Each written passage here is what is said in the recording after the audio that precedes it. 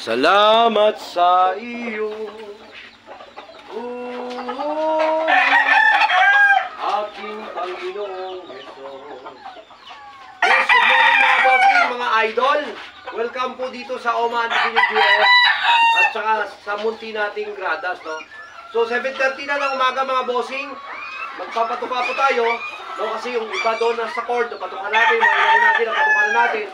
So yung mga hinahanda natin mga bossing, pinapapatukay na rin natin mga idol. So ako, may scratch box tayo 4 na piraso, dito po natin pinapatuka para kumaskas na po sila mga idol. No? Kasi sinisigurado ko na everyday healthy at ganado yung ating mga alaga. Malalakas sila. No? So kung mapapansin nyo, yan, kung dyan sila kumakain, sila. No, batch by batch, 4 by 4 na mga bossing. Kasabay, siyempre, bibigyan natin ng mga multivitamins yan.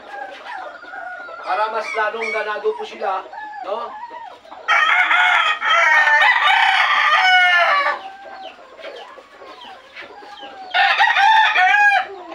Kaya mamaya, transfer naman natin sila dito sa square pin. Dito naman sa square pin, ilalagay naman natin sila dito.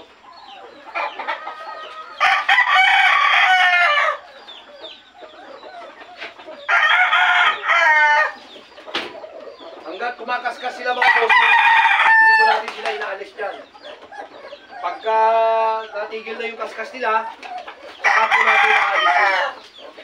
Simple lang mga bossing. Mga bossing, basic lang yung ginagawa natin. Ngunit malaking bagay po ito para sa ating mga boss.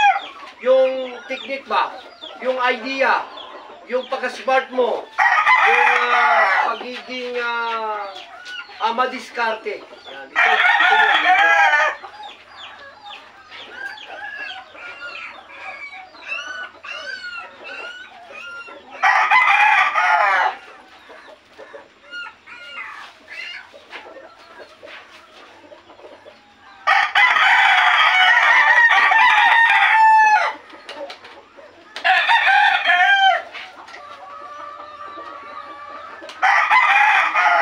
Ito yung binibigay natin mga boss, tinatawag na sika, no?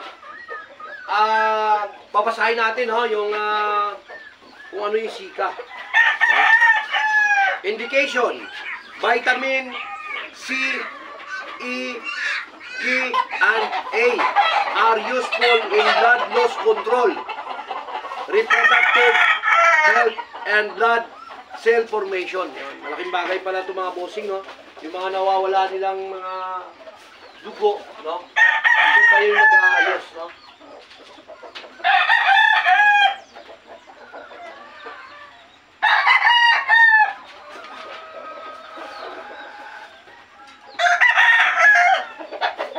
Good circulation of the blood, no? Binibigay natin.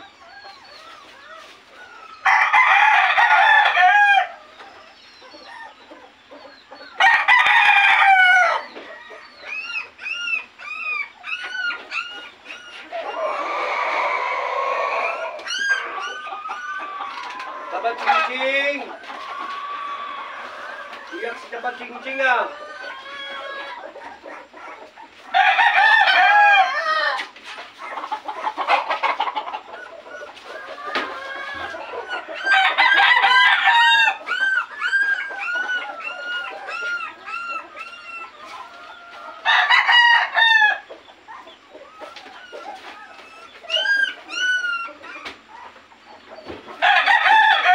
Mapapansin nyo mga idol, no? Ang sisipag, no? Magkaskas ng ating mga alaga, mga boss. Ano? Kaskas lang po sila ng kaskas. So hanggat hindi sila tumitigil sa pagkakaskas, hayaan na po natin sila, no? Kasi yan is natural na ginagawa talaga nila mga amo. So nilalagay lang na yung patukan natin dyan para mas lalo po silang lumakas. Mas lalo po nilang ma-practice yung ginagawa po nila mga idol. So, ganun lang po kasimple mga boss yung ating ginagawa.